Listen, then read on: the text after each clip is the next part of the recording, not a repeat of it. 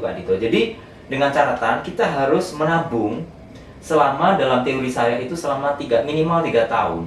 3 tahun barang harus selalu ada untuk 3 tahun ke depan loh Kak Dito, bukan sekarang. Jadi misalnya saya punya kemampuan menabung 10 kg beras ke lumbung itu, kemudian dicatat namanya Pak Sakti. Nanti ada tempat khusus di situ Pak Sakti. Nah, beras itu kemudian di packing dengan khusus ya, tidak asal pakai karung nanti kena kutu atau apa gitu kan. Ini ada istilahnya ahli yang khusus bisa meramu itu, bukan hanya beras, bisa juga jagung, kedelai ataupun apa yang bisa dimakan lah kasarannya. Misalnya ada orang, Pak saya nggak punya ini padi sama jagung, saya punya ketela pohon, ya udah di situ dititipkan ketela pohon yang sudah diolah menjadi keripik misalnya. Jadi bukan ketela pohon yang utuh, kalau bisa sudah diolah dulu gitu, dan sehingga ya kayak mohon maaf ya kayak Indomie, Supermie dan sebagainya itu kan sudah di packing dulu sehingga bisa mampu bertahan berapa tahun seperti itu. Kira-kira seperti itulah Kak Dito. Jadi ini tidak menggunakan modal yang yang banyak karena ini pakai modal sosial.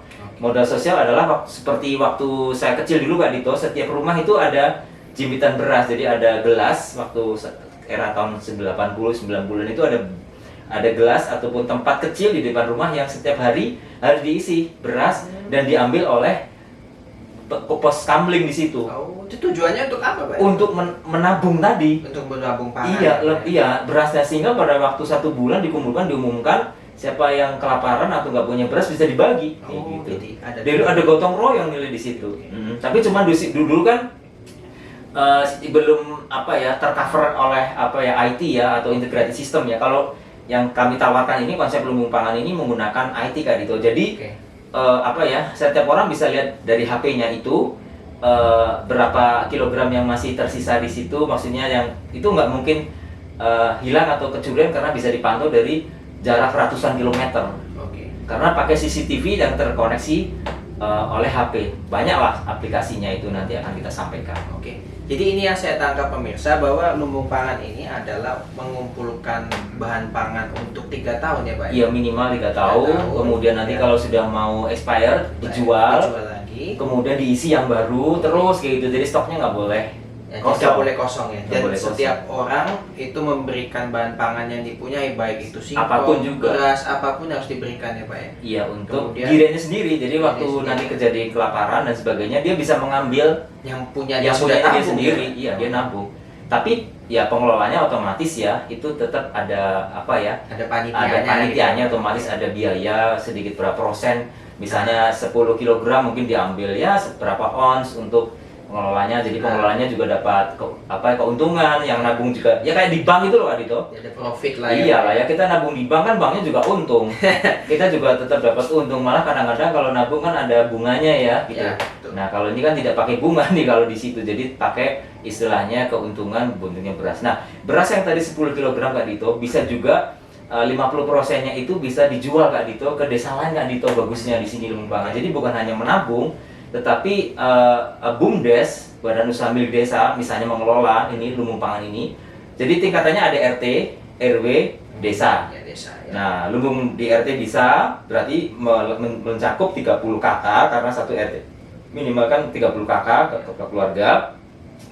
Nah, terus kemudian RW itu terdiri dari berbagai RT, desa terdiri dari berbagai RW.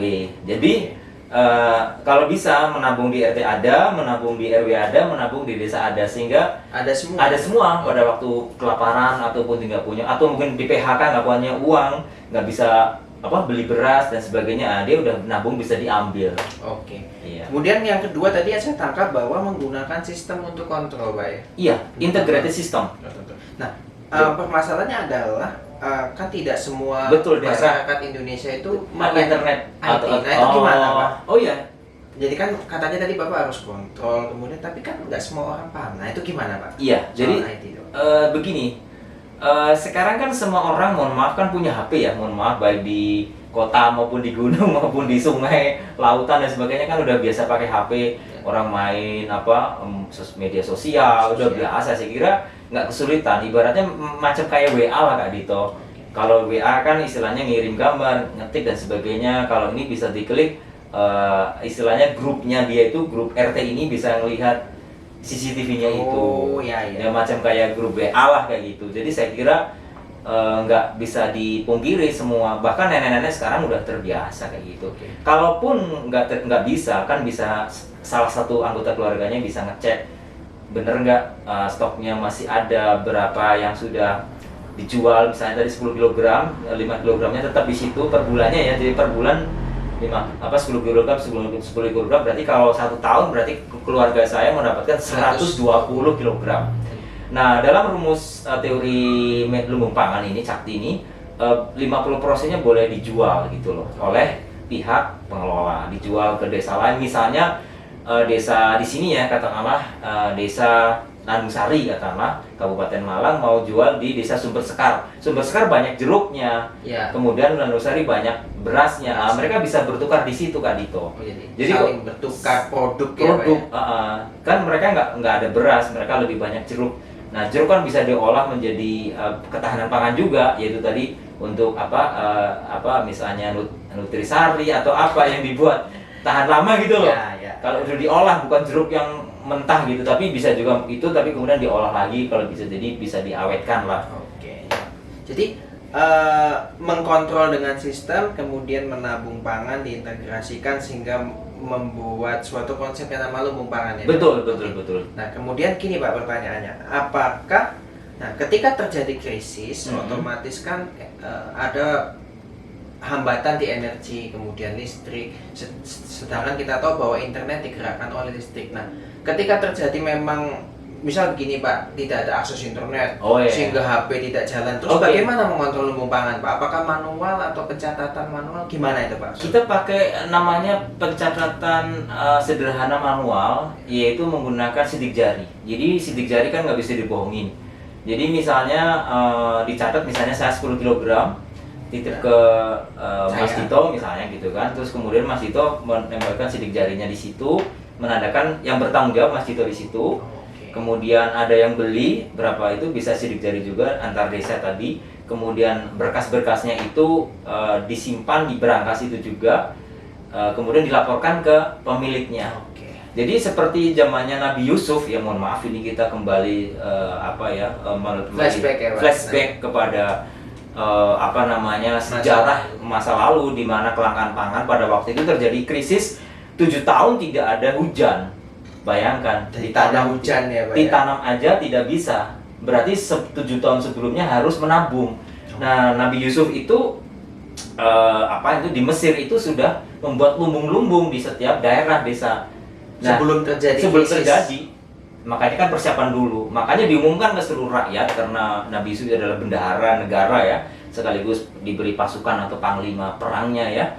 Jadi dia itu bisa dilihat ya di sejarah, silahkan juga di kitab-kitab ya, bahwa dia sudah menaruhkan ke rakyatnya siapa yang menabung. Oh ya, saya Nabi Yusuf. Nah, dicatat namamu siapa? Cakti. Anak kamu berapa sekian. Nah, itu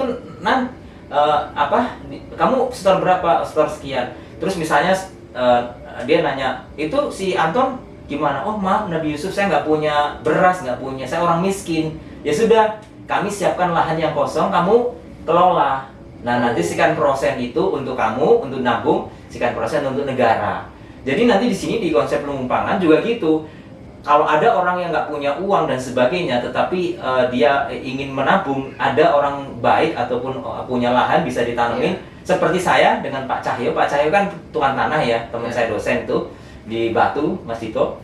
Nah, saya dengan mahasiswa saya di situ mencanggul dan menanam jagung. Nah, saya kan nggak punya tanah Kak Dito, tapi saya punya tenaga dan punya mahasiswa atau tenaga kerja untuk mencanggul kan. Nah, kemudian pupuknya dari saya, kemudian dibagi. Pak Cahyo dapat 20%, udah setelah panen, saya investornya atau istilahnya memberikan pupuk dan sebagainya, cangkul